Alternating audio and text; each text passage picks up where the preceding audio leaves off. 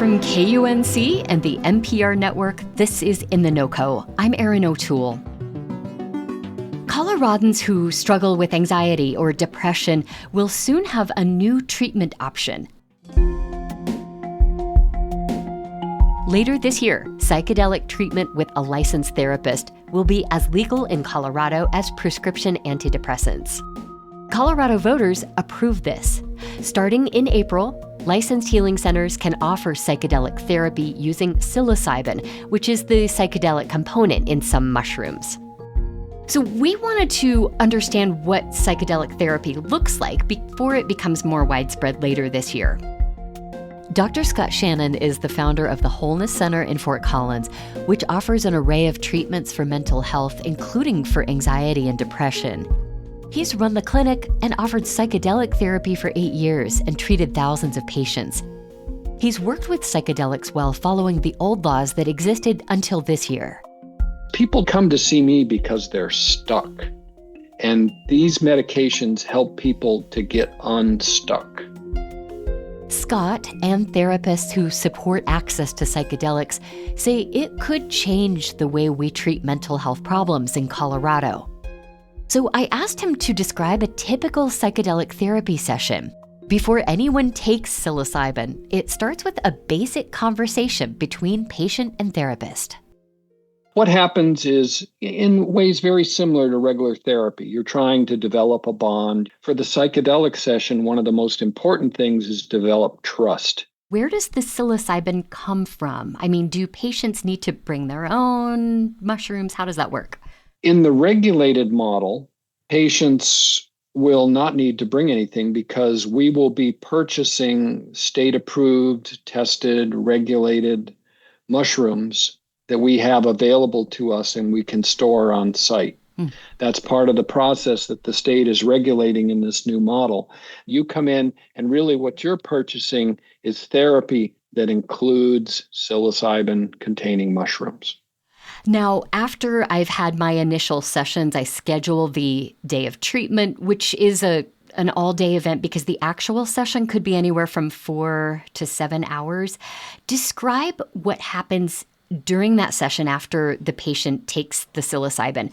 What do you talk about? What is the experience like? Well, let's say the patient comes in at 10 o'clock. So the first thing you do is check in with the patient. How's your day? How you doing? And maybe after 30 minutes, you deliver the agreed upon dose. And once the patient ingests the mushrooms, then it's likely 20 to 40 minutes while this is absorbed. And during that period, it'll be a sense of everything getting more intense and vibrant. Colors will seem amplified. During that time, the clinician will encourage the patient to, quote, go inside. And that means put on some eye shades, perhaps put on headphones, which have a curated playlist. Because if you have a psychedelic experience with your eyes open, without music, you may become focused on the spider in the corner or something beautiful like a flower or just intrigued by whatever. But if the experience moves inside, it's more likely to be valuable about working on your issues, your traumas, your concerns. It just makes it a more therapeutic process. I mean, this sounds calming, but potentially intense. Is this a difficult experience for patients? It can be challenging. One of the things we tell people is with psilocybin, you don't get the trip you want, you get the trip you need. All right. So if there's, something happens, they have a little anxiety. It's like, okay, this is what was meant to be. Yeah, exactly. I think one of the things that psilocybin does is it brings up the things that we've been hiding from, denying, protecting, rationalizing. For example, if you've been drinking too much and you come in and have a psilocybin experience, you're going to be confronted with this in a very frank and honest and bold way. I tell people it can be harsh, but it's honest and never cruel. You come through with these powerful insights that lead to behavior change. And I think all too often when people are stuck, we get into this rut where we've rationalized, avoided, denied. And psilocybin just brings it all up and helps you to see it with some great clarity. I want to ask about the last part of the treatment. It's a follow-up session on the day after, which is mandatory. What happens here, and why is this session so important? Yeah, we call it integration. And that is critical because you get these insights, you get these new perspectives with psilocybin. And then what do you do with it?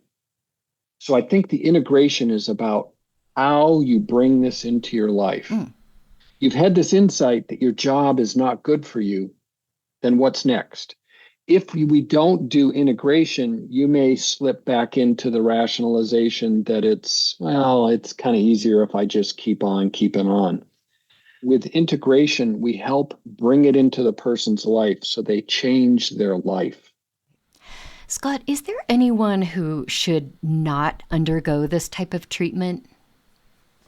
Well, if you've had a horrific trauma history, you've been abused, you have severe PTSD, I think then it's useful to go through some conventional therapy to build up skills. Psychedelics require a willingness and an ability to turn inward and to deal with some difficult stuff. How do you think the legalization of psilocybin and healing centers in Colorado could change what mental health care looks like here? Erin, as you know, we're caught in a mental health crisis of epic proportions. It's more than a crisis. We're in an epidemic where a third to 40% sometimes people are experiencing depression, anxiety, trauma, and our current tools are inadequate. We have as many as 40%, sometimes more people are treatment resistant in terms of our current tools with antidepressants. That means we may be able to help half of people, maybe. So we need other tools. And I think so often our current tools are suppressive. They just sort of manage and keep things sort of a little bit at bay, but people are still very immersed in their misery. With psychedelics, we have this ability for a transformative tool that really evokes the internal world and brings it up and honors and values people's ability to heal, because I think that has been lost for much of modern psychiatry. Dr. Scott Shannon is founder of the Wholeness Center in Fort Collins. By the way, psychedelic therapy isn't cheap. It's not covered by insurance, and it can cost hundreds, if not thousands of dollars. Scott mentioned that he and other providers are working to keep the costs lower. One option could be for group sessions of psychedelic therapy, which would let patients share the costs. We'll put links to more information in the show notes and at KUNC.org.